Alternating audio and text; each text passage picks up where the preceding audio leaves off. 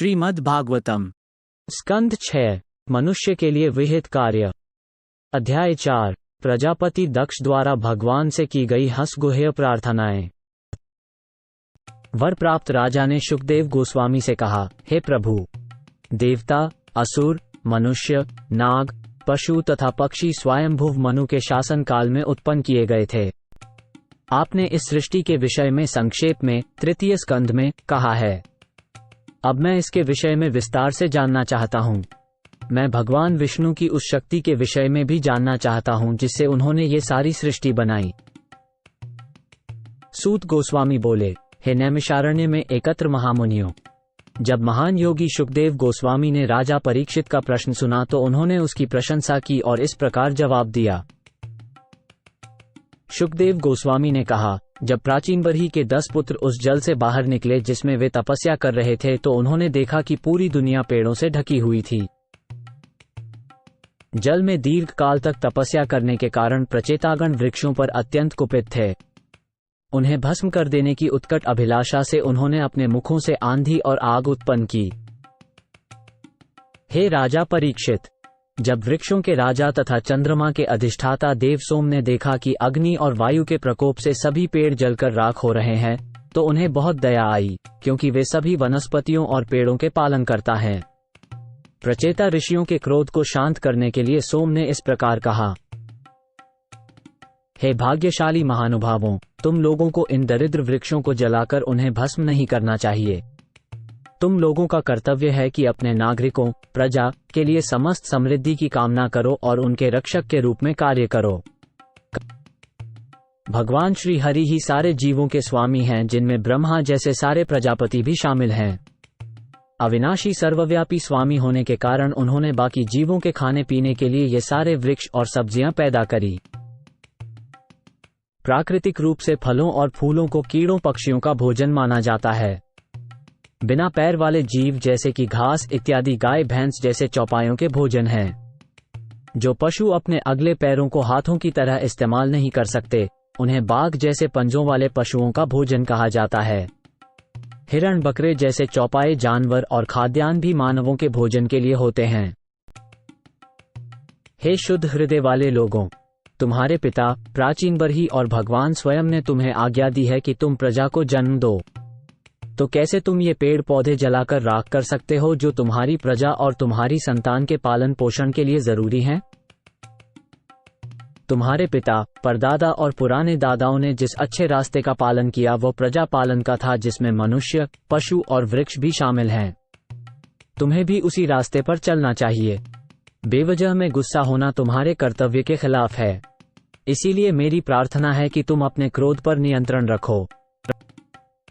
पिता और माता जिस प्रकार अपने बच्चों के मित्र और पालनकर्ता होते हैं, जिस तरह पलक आंख की रक्षा करती है, पति जिस तरह पत्नी का भरण पोषण करता है और उसकी रक्षा करता है, जिस तरह से गृहस्थ भिखारियों को भोजन देता है और उनकी रक्षा करता है, और जिस तरह विद्वान अज्ञानी के मित्र होते हैं, उसी तरह राजा अपनी प्रजा का रक्षक और जीवनदाता होता है। वृक्ष भी राजा की प्रजा होती हैं, इसलिए उन्हें भी सुरक्षा प्रदान की जानी चाहिए। भगवान सभी जीवों के हृदय में परम आत्मा के रूप में विद्यमान हैं, चाहे वे चर हों या अचर, मनुष्यों, पक्षियों, जानवरों, वृक्षों और अन्य सभी जीवों सहित। इसलिए आपको हर शरीर को भगवान का निवास या मंदिर मानना चाहिए। ऐसी दृष्टि से आप भगवान को प्रसन्न कर सकते हैं। आपको क्रोध में आकर वृक्षों के रूप में स्थित इन जीवों को नहीं मारना चाहिए। जो व्यक्ति आत्म साक्षात्कार के लिए जिज्ञासा रखता है और इस तरह अपने शक्तिशाली क्रोध को वश में करता है, जो शरीर में अचानक जागृत हो जाता है, मानो आकाश से गिरा हो, वो भौतिक प्रकृति के गुणों के प्रभावों से परे हो जाता है। अब इन बेचारे पेड़ों को जलाने की जरूरत नहीं है। जो पेड़ बचे हैं उन्हें खुशी खुशी रहने दो। बेशक तुम्हें भी खुश रहना चाहिए। यहाँ एक सुंदर योग्य लड़की है जिसका नाम मारिशा है, जिसका पालन पोषण पेड़ों ने अपनी बेटी की तरह किया है। तुम इस सुंदर लड़की को अपनी पत्नी के रूप में स्वीकार कर सकते हो। शुकदेव गोस्वामी ने आगे कहा, हे राजन, प्रचेताओं को प्रसन्न करने के बाद चंद्रमा राजा सोम ने प्रमलोचा अप्सरा से उत्पन्न सुंदर कन्या उन्हें प्रदान की। प्रचेताओं ने प्रमलोचा की कन्या के उन्नत सौंदर्य वाले अत्यंत सुंदर नितंबों का अभिवादन किया और धार्मिक पद्धति से विवाह कर लिया। उस कन्या के गर्भ से सभी प्रचेताओं ने दक्ष नामक एक पुत्र पैदा किया, जिसने तीनों लोकों को जीवों से भर दिया।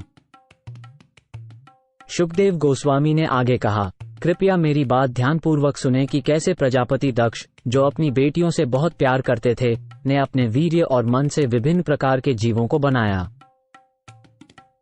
अपने मन से सर्वप्रथम प्रजापति दक्ष ने सभी प्रकार के देवता, असुर, मनुष्य, पक्षी, पशु और जलचर आदि को उत्पन्न किया। पर जब प्रजापति दक्ष ने देखा कि वो हर तरह के जीवों को ठीक से उत्पन्न नहीं कर पा रहे हैं, तब वो विंध्याचल के पास एक पर्वत पर गए और वहां उन्होंने बहुत कठोर तपस्या की।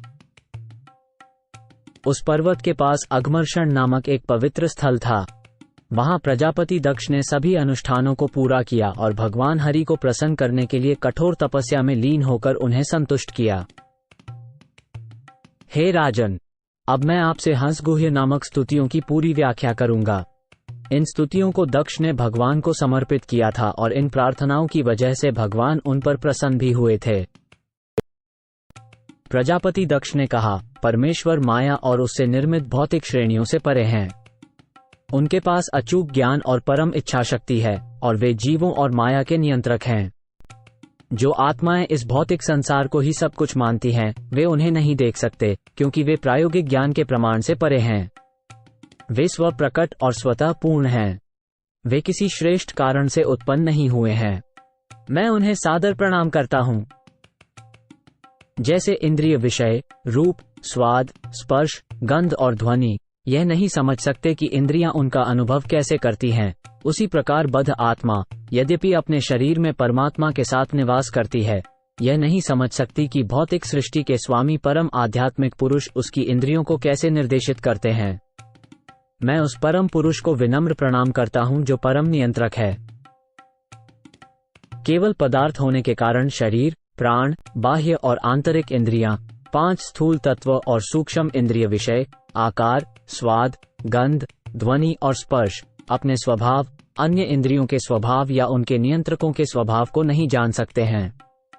लेकिन जीव अपने आध्यात्मिक स्वभाव के कारण अपने शरीर, प्राण, इंद्रियों, तत्वों और इंद्रिय विषयों को जान सकता है और वो उन 3 गुणों को भी जान सकता है जो उनके मूल हैं।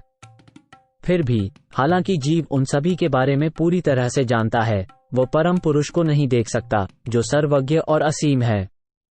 इसलिए मैं उन्हें सादर नमस्कार करता हूँ।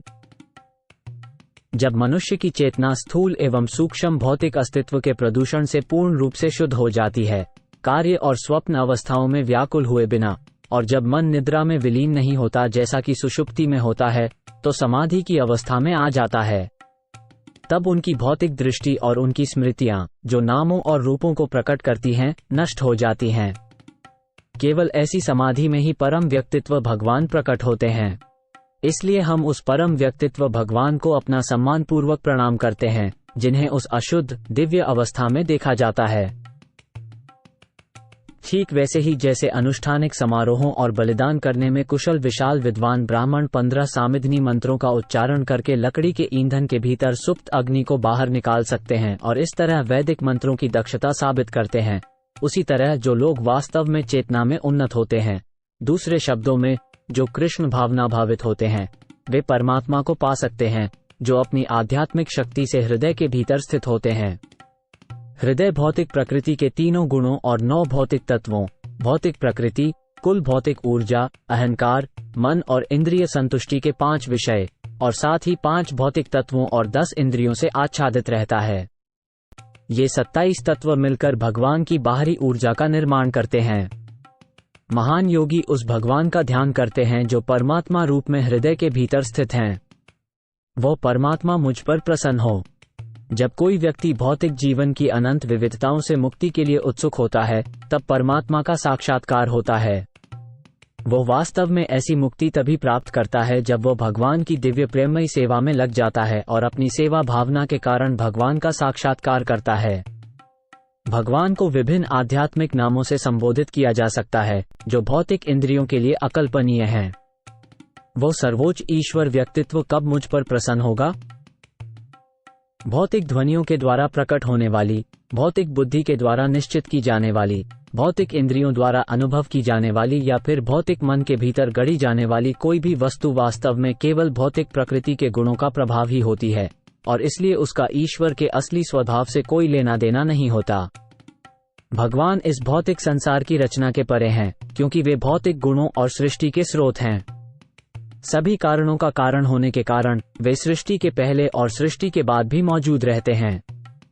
मैं अपना विनम्र प्रणाम उनके चरणों में अर्पित करता हूँ। परब्रह्म कृष्ण ही प्रत्येक वस्तु का परम आश्रय और उद्गम है।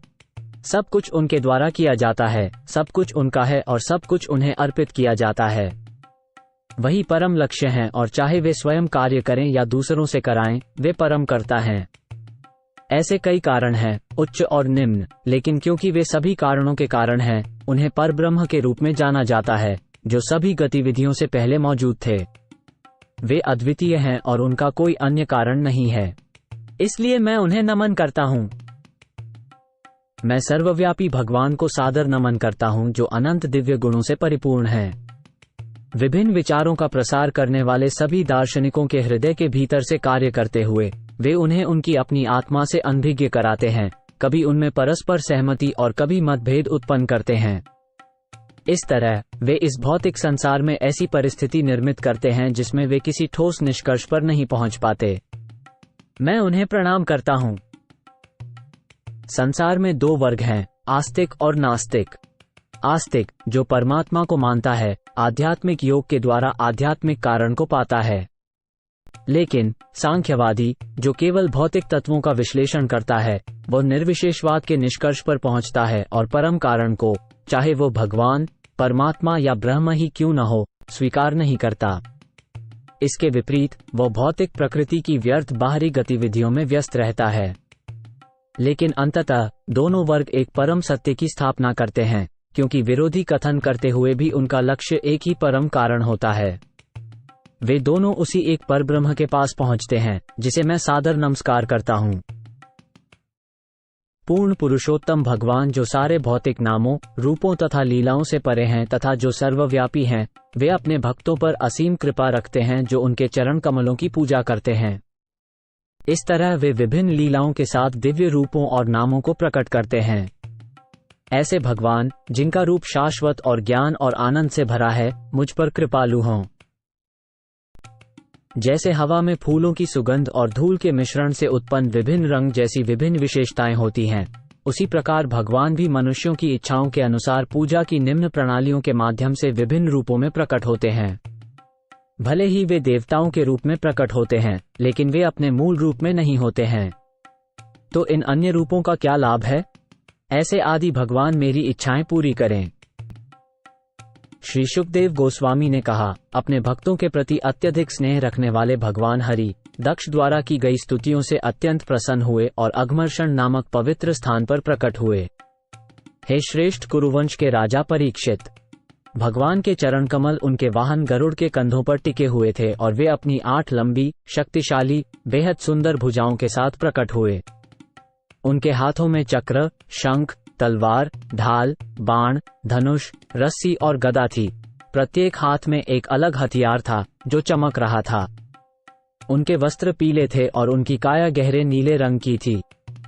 उनकी आंखें और चेहरा बहुत हर्षित थे और गले से पैरों तक फूलों की एक लंबी माला लटकी हुई थी। उनके सीने को कौस्तुभ मणि और श्रीवत्स के चिन्ह से सजाया गया था। उनके सिर पर एक शानदार गोल हेलमेट था और उनके कानों को शार्क जैसी झुमकों से सजाया गया था। ये सभी आभूषण असाधारण रूप से सुंदर थे। भगवान ने अपनी कमर पर एक सुनहरी पेटी, बाहों पर कंगन, उंगलियों पर अंगूठियां और पैरों पर पायल पहन रखी थी। इस तरह विभिन्न आभूषणों से सजे भगवान हरि, जो तीनों लोकों के सभी जीवों को आकर्षित करते हैं, पुरुषोत्तम के रूप में जाने जाते हैं। उनके साथ नारद, नंद और स्वर्ग के राजा इंद्र के नेतृत्व में सभी प्रमुख देवता और सिद्धलोक, गंधर्वलोक और चारण लोक जैसे विभिन्न उच्च ग्रह प्रणालियों के निवासी भी थे। भगवान के दोनों ओर और उनके पीछे भी स्थित ये भक्त लगातार उनकी स्तुति कर रहे थे। परमेश्वर के उस अद्भुत और तेजस्वी रूप को देखकर प्रजापति दक्ष पहले तो थोड़े भयभीत हुए।